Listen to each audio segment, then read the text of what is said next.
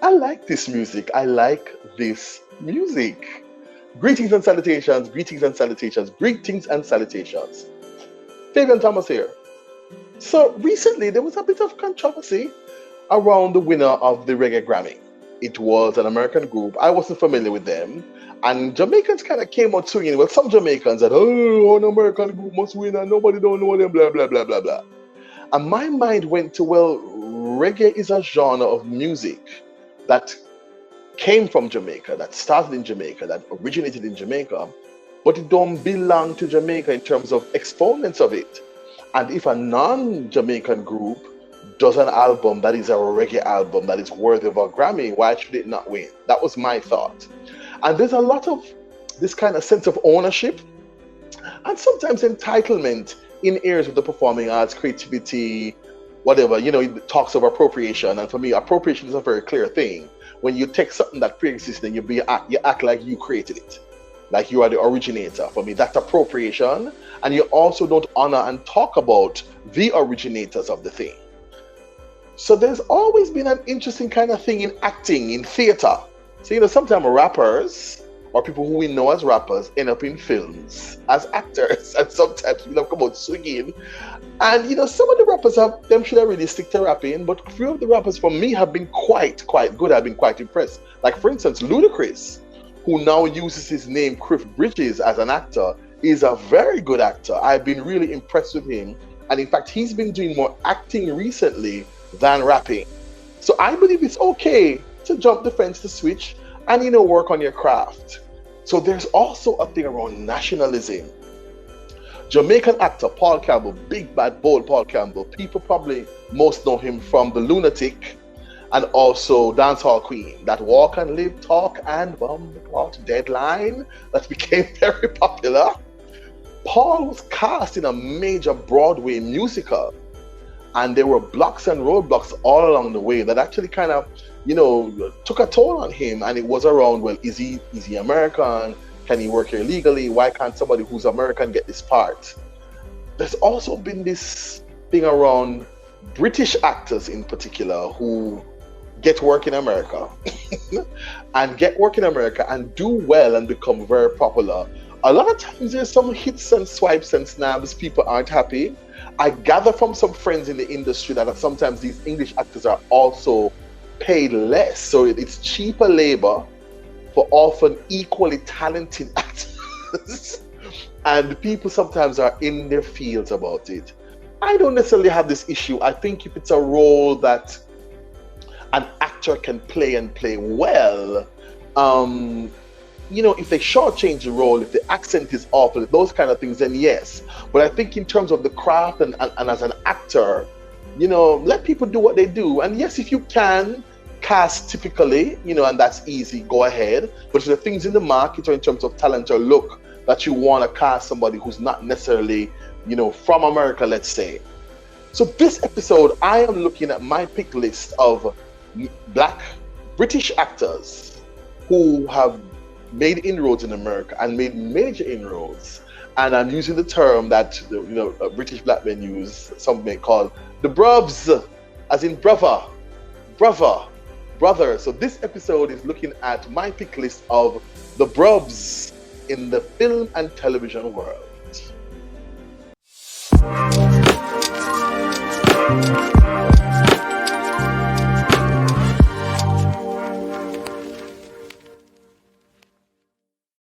So greetings and salutations again. Welcome to The Bruvs, Season 3, Episode 8 of Fabian Seh, looking at my pick list of Black British actors who are invading the American landscape.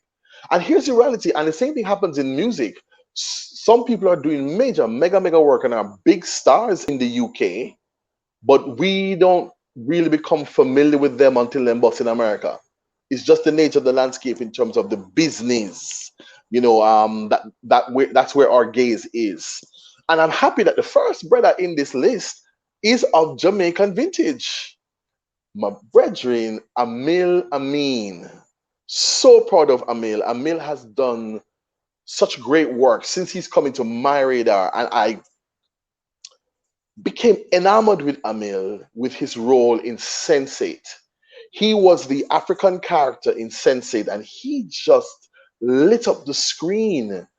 Sadly, he did not stay with the show because apparently from the beginning he expressed a concern and discomfort with the sexual scenes, with the nudity. And apparently, with the season when he dropped out, when he get the script, this new script required even more nakedness and showing of skin with other people than the scenes before. So I think he said to the Wachowski team, look, they didn't tell her no, and I come to with this. And so they ended up replacing him. And I was disappointed because the young man who replaced him was good, but not on the same level. But happily, Emil has stayed really, really busy.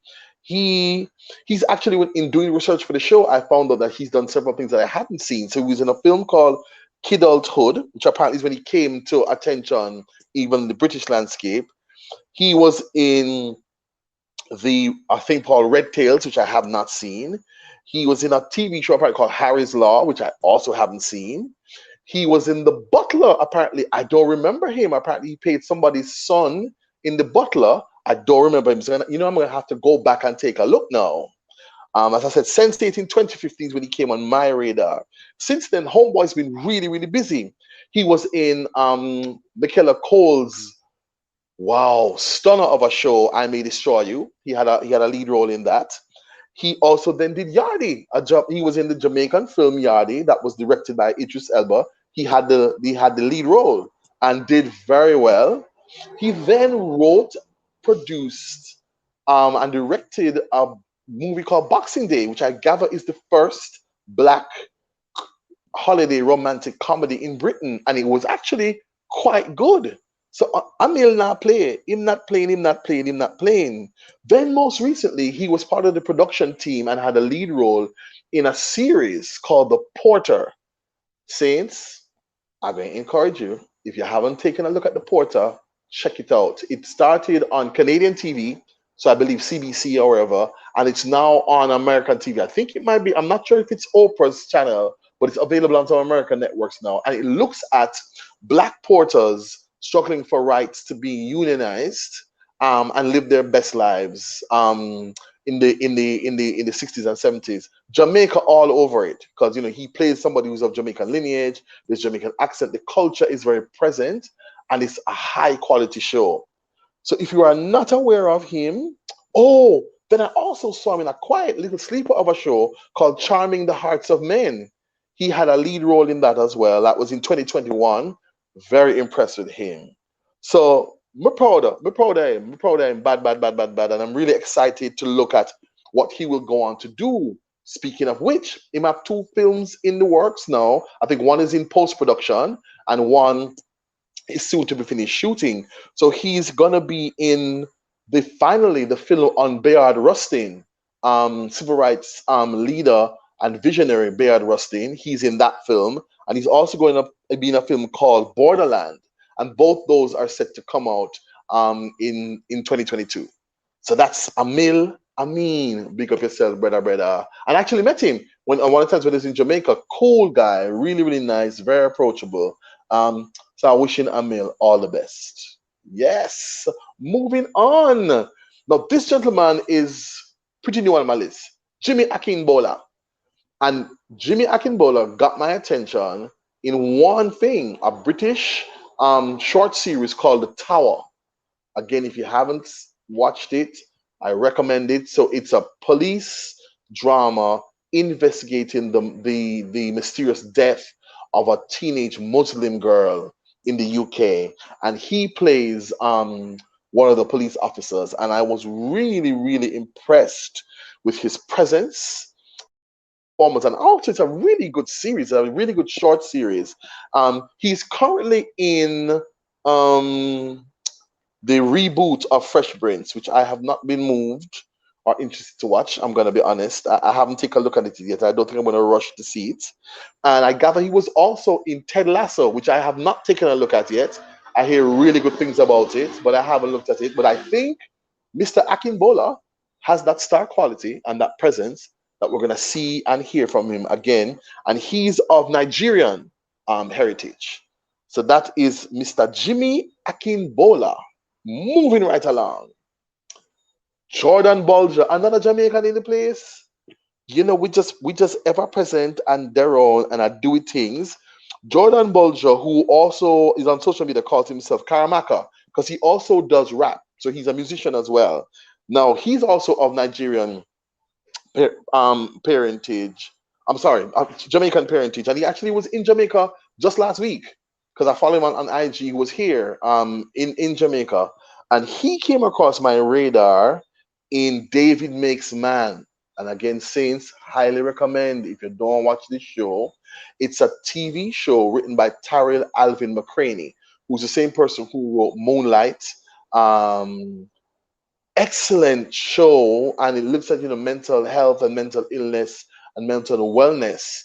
And Jordan Bulger came to my attention in that show. He had a not really a lead role, but a mind. I'm not a semi-minor character, but his performance was just riveting. And I said, "Who is this youth?" Then I see his face in Peaky Blinders afterward. So he had a role, a recurring role in Peaky Blinders, but then again, he got replaced because he got cast in something else, and they couldn't make the shooting schedules match. He's also currently in the book of Boba Fett. So I'm watching Boba Fett, and then up pops Jordan, and I was really glad to see him, wishing him well. I gather he also had a role in The 100, which is not a series I watch. He was in The Long Song, which is a British TV adaptation of a Jamaican writer's book. I haven't seen that either. And he did a self production, I think, looking at his music and his work called Karamaka Worlds Apart in 2020. So that is Jamaican youth Jordan Karamaka Bulger. Who is coming next, Punchinella? Who is coming next is John Boyega. And John is of Nigerian heritage. When did he come into my radar? I think it's going to be the Star Wars. So he's been a popular figure in the Star Wars franchise, playing the character of Finn. So he's been in the Star Wars movies in 2015, 2017, and 2019. I'm not a big Star Wars fan, so I actually haven't seen him in Star Wars. I heard about him. I was like, okay, cool. He was also in Pacific Rim Uprising, which I think is the second in that franchise, which is a major film. Haven't seen that either. I saw him in full force in Red, White, and Blue, which is the police. I'm going to call it episode of Steve McQueen's trilogy, Small Axe, which is based on West Indian people living in the UK.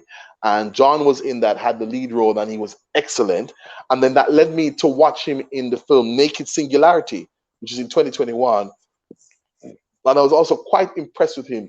Naked Singularity is a strange and unusual, quirky little film, but I thought his presence and his performance was very solid. So he's somebody who I definitely have it on my list to watch more of his work. I'm curious to see what else he does in and how wide his range is. So that's John Boyega. Who is coming next? Punchinella. Oh, Chiwetel Ejiofor. Chiwetel has this quiet consistency for me. Like everything I've seen him in has been of a high quality, even when it's, let's call it, an ordinary role. He is somebody who you can rely on, who delivers. Saints, right now, in this moment, in this time, he's in a TV adaptation of The Man Who Fell to Earth. People, let me tell you something. The brother is going on with a bag of things. And then in addition to his own performance, Naomi Harris, who is also of Jamaican heritage, are killing it in this show, and their chemistry is exceptional. Um, I'm gonna say my favorite performance that I've seen so far from Chiwetel is in Kinky Boots.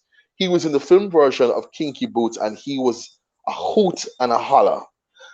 He was also in Amistad, and I don't remember him from that. He's been in the Doctor Strange movies, and again, solid performance. He's in The Stars in the Secrets in Their Eyes with Nicole Kidman, which is an interesting kind of a little dark, a little heavy murder mystery thing. And again, I really like that there's a solidity about him and how he delivers and appears on stage that I really like. He also, for the first time, in my experience, played an out and out villain in the film Infinity. That was in 2021. It's a film with where Mark Wahlberg realizes that he has that the hallucinations and mental issues he's been having is because he's been alive forever. And Chiwetel is the antagonist in that movie, and he's so good as a villain. And I'm going, look at you, exercise your range. Like he was also in 12 Years a Slave, which I have not yet seen. I haven't been able to bring myself to watch it yet. Because that's a film that I think he got nominated for an Academy, didn't win. Lupita was nominated and won. I haven't watched it yet, but from all accounts, he delivers like a stunning performance. Interesting, when I was doing the research for this, I found out that the scars on his face are actually scars from a motor vehicle accident that he survived, but sadly his father didn't, and I didn't know that. I used to see the scars. It's obvious that they were scars, and not tribal markings. And apparently, it is scars from that accident that Chiwetel survived, but his father unfortunately did not. So, folks, bigging up Chiwetel Ejiofor.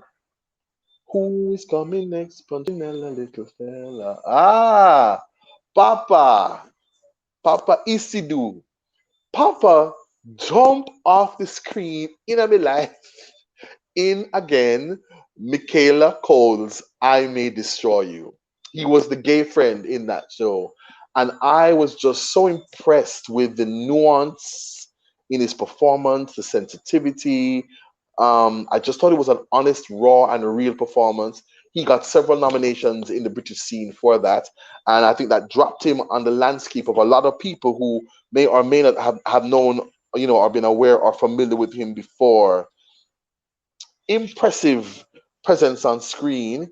He has gone on to do several things, some of which I have not seen. So he was in a British mini series called Onset Stories in 2020. He was in Gangs of London, apparently as a series regular for at least a year. There was recently a remake of a series called Anne Boleyn, one of the Henry's wives, which they made with a black woman in the lead. And I wasn't interested in that. I'm like, why would you want to take a woman who historically we know to be white and cast a black woman in the role? I was just like, But apparently Papa is in that. I haven't seen that. He was in a film called Femme in 2022, which I also haven't seen. He's now currently in a TV series called The Lazarus Project, which I just finished watching season 1 of, and it's worth a look. It's worth a look. It requires attention and focus because they do a lot of back and forth in time, and it really is looking at time travel. That's what the show is about, and he's the lead role in that. And he's also in a film that I can't wait to see because the trailer is just fascinating and creepy. A film called Men. He is in that film as well with Rory Kinnear. I am so curious to watch this film because, like I said, the trailer teases, intrigues, and creeps you out just enough without giving away too much. So I'm really intrigued. So look out for this youth on the horizon. Big things are going on. Papa Isidu in the house, and he is a force to reckon with. Hey, Shooty! Now, of course, before I was doing the research, I was calling him Nkuti Gatwa. And Nkuti is from Kigali. He was born in Kigali, Rwanda. It is pronounced Shuti. So it is not Nkuti. All of us maiming people's names. Now, Shuti blasted into my life, and I think a lot of people's lives, in the British romp called Sex Education. He plays Eric, and he absolutely shines. Brilliant performance, funny, but also very, very important because it looks at, he's an LGBTQ character, and it looks at him navigating that as a black young man, as an African, and dealing with his family. But he's also best friends with the lead character, and he does not disappoint. He has gotten buku awards for that role. And again, in researching, I didn't realize how many other things he had done. So he has done quite a few films on the British landscape. He was in something called Stonemouth in 2015. He was Last Letter from Your Lover in 2021. There's another film called um, Rotten Stories, from a historical kind of film.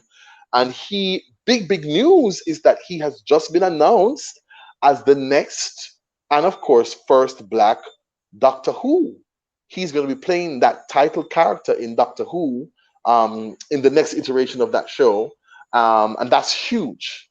So, Shuti Gatwa, if you haven't experienced sex education, it's not for everybody. It's a wild romp. It's in your face, and it is about what the title is about. It's about young people, teenagers navigating the world of their bodies and sex, but also story of these friendships and connections. So big up yourself, Shooty. Big up yourself. Damson Idris. Damson Idris. Now, when did Idris become of interest to me? I'm going to say Snowfall, which interestingly, I stopped watching. I struggled with Snowfall. It's a John Singleton production. It's about a young man in the inner city in the ghetto, who gets involved in drugs. And as I went, and a Jamaican, Michael Hyatt, Charles Hyatt's daughter, is actually, she plays the mother and she's excellent. But I just thought, I don't think I need to see a show about a young black man becoming a drug kingpin. So I stopped watching, I think, after season 2. But Damson he is really, really good in this lead role. The development of the character, the stages of development he goes through, what he brings to the screen is very impressive. So even though I stopped watching it, I'd encourage you watch it if it's your kind of thing. He's of Nigerian heritage. He's also he was also in something called The Wire, Outside the Wire, um, which I saw, and that's the film with Anthony Mackie.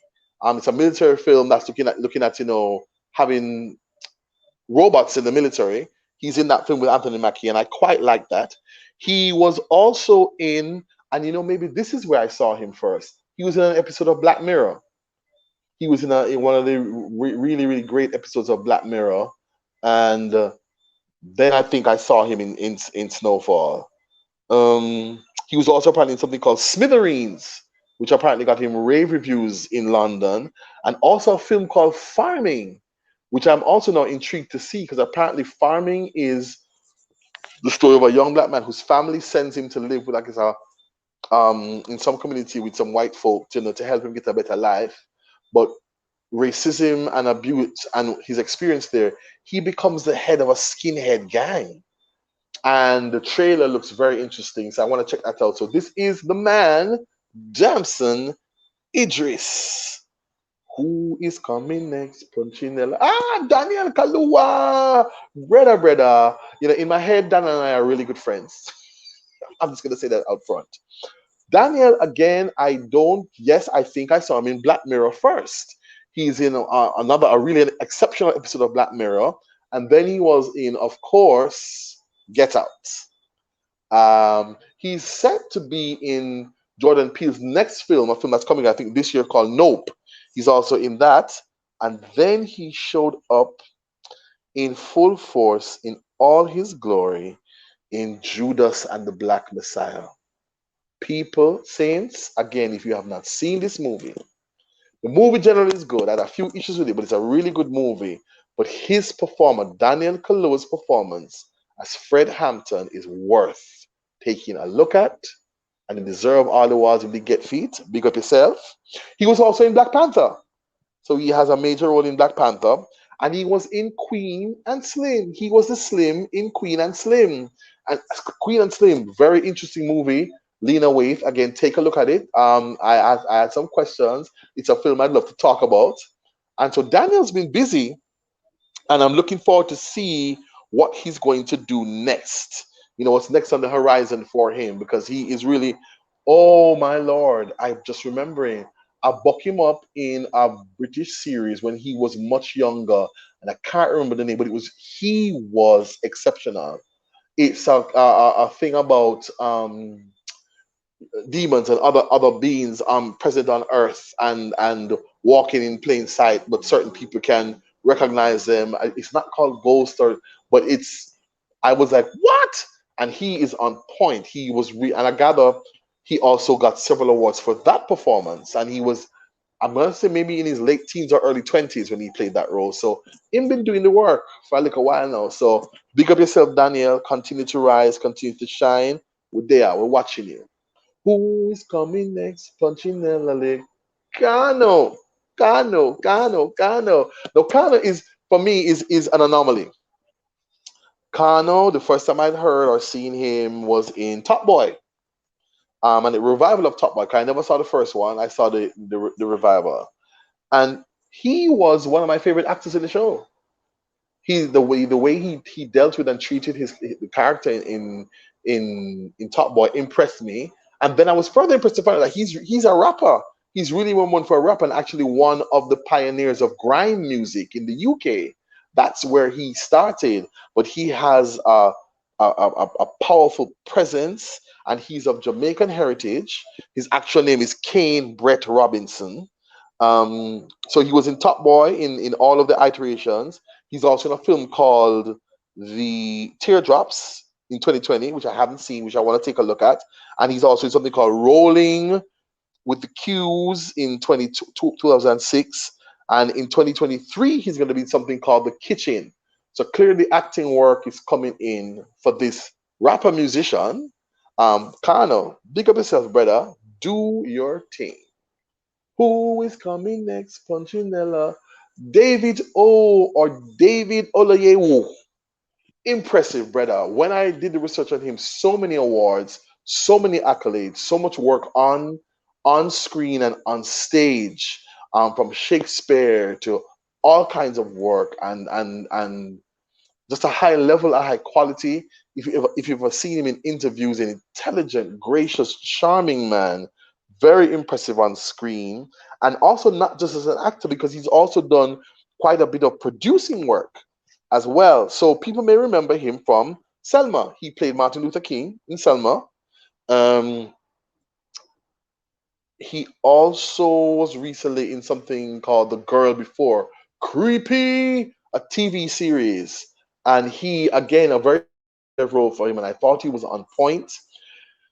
He also directed and produced The Waterman, and played the father in it. A really nice film with Lonnie Chavez, and Lonnie Chavez plays young Randall in This Is Us. Rosario Dawson is also in that movie, and I really quite like that. He was in Come Away, the Peter Pan movie with Angelina Jolie. And again, whatever I find that whatever he's in, whatever period, whatever's required of him, he morphs into that and delivers this really strong, powerful, classy kind of presence. He's also of Nigerian descent. He was also in the TV adaptation of Raising the Sun that had P. Diddy in it on ABC in 2008. So as you can see, wide array of work. Last King of Scotland, that film with Forrest Whitaker, he was also in that movie, and he was in Rise of the Planet of the Apes. He was in that film as well. And this is just like a snippet of the work he's done. So again, if you're interested, go check him out. Go take a look. I'm also interested and curious and excited to see what he will do next. Who is coming next? Nicholas Pinnock. And Nicholas is kind of a recent addition to my list. And Nicholas came on my horizon in a quirky TV series called Fortitude that's set in Alaska, one of them ice buried places that has this sci-fi alien-esque horror type of element to it. And Nicholas, I believe, was in season one, and again, there was just something about his presence, his stature, his performance, his delivery that I said, "Who is this man?" Because I wasn't familiar with him. Didn't know he was British because he wasn't playing a British actor in that. And then he pops up in a TV series, a TV show produced by 50 Cent called For Life, which tells the true story of a man wrongly convicted, set up by the police. And he plays this role, and he is so good. Like I said, there's an honesty and a depth and a richness to his delivery. Um, He's again in the research. I found other things that I had not seen him in and wasn't aware that he had done. Oh, I saw him in Criminal UK. Criminal is an interesting British series. I think they have a German episode, a German version, and other countries. And he was in that. I saw him in that. He was in Captain America, First Avenger. He had a role in that. He was in a military alienist horror type film called Monster Dark Continent in 2014, which again is on my list now in doing the research. My curiosity is piqued by that. So that's Daniel, not a Daniel, Nicholas Pinnock. Check him out. Take a look. Impressive. And I think it's somebody who's going to go on to do even more work. Next up, we have Joy Vane or Joy Van Wade. Newbie, young kid, nice energy, nice vibe. Again, in doing the research for the show, I got some more information about him. Like he's been in quite a few films and acting again from him young. So he's in something called The Weekend in 2016. He was in a TV series, in a British TV series called Big School for a year, and apparently that is what put him on the map and on the radar in England. He's appeared in Doctor Who in 2005. He was in the movie The First Purge in 2018, and he's currently, and this is where I've been watching him and just enjoying him and his performance, Doom Patrol in started in 2019, and he's still in it, and he does for me. I really like the work he's doing in this. And again, Doom Patrol is another very interesting, quirky kind of show that Brendan Fraser is also in. And, you know, Brendan has been kind of missing in action for a while, but Jovan plays a cyborg character in Doom Patrol, and I'm thoroughly enjoying him and looking forward to seeing what he will do next. Who is coming next, Punchy? Michael Wood. Jamaica in the house. Spanish Town in the house. Michael Barnaspy in town. And now in the UK. And again, I was introduced to him in Top Boy. He, for me, owned that season. He played the intensity, the tenacity, the integrity that he brought to that role, a complex role. Because again, it's not a nice boy character he plays in Top Boy, but it was rich and riveting, and I was very, very impressed with him. And I said, "Who are you, Uta?" And again, in researching for this show, found out he's done quite a bit of work and been very busy since Top Boy. So he was in the old guard. No, these are all in 2020. Listen to the 2020 list. He was in a film called Looking Back in 2020. He's in a film called Thank You. Good Thank You. You is the name of the film. Then he was in Steve McQueen's Small Axe. He's in the Small Axe film that is the reggae party in the UK. This homage to reggae that's really, really nice. And he's in it. He plays the male lead. And he was also in the old guard. All of this in 2020. He's been busy. People paying attention. Him up on the map now. Him up on the people landscape. And I'm happy for him. He was also in early days in a film called Blue Story in 2019. And again, this is now on my list to watch and check out. And he's in something called Brotherhood that came out in 2016. And again, just looking at them going, this is interesting. I want to check this out. But very, very talented young man. You know, of course, it's an added perk that he means like he's Jamaican, like Barnayard, and then moved to England. And I'm really, really just affirming every good thing for him as he presses on in his career. Who is coming next? Punchinella, little fella. The fella. I notice him not in an alphabetical order because him named Idris Elba, the bruv. What can we say about Idris? Idris coming like he's one of those celebrities who you feel like you know your brother, your brethren. He really seems to genuinely be a good guy, passionate, funny, humble, approachable, committed to making the world a better place. with his art, but also with his life. So big up yourself. So his actual name is Idrissa Akuna Elba. So Idris is a shortening of his first name, Idrissa. And he's an actor, producer, director, and musician. Because actually his first love was music, and he still plays and spins music. And has released a couple of records in recent times. Um, he's been married 3 times, people. He's been married from 1999 to 2003, then from 2006 to 2006. So that marriage, the second marriage, lasted for a hot second, and he's currently married to his third wife. Lovely woman. I like to see them together online. And that they got married in 2019. Um, his father's name, his children. He has 2 children, Isan and Winston, who's named after his father. And his father Winston was from Sierra Leone, and his mom Eve was from Ghana. So same thing, a lot of these actors like Idris have a following, do work in the UK, but what bust Idris into America was his recurring role on the iconic series The Wire. I think this is when Americans really, really when the Idris Fest started, and he was on that show from 2001 to 2006.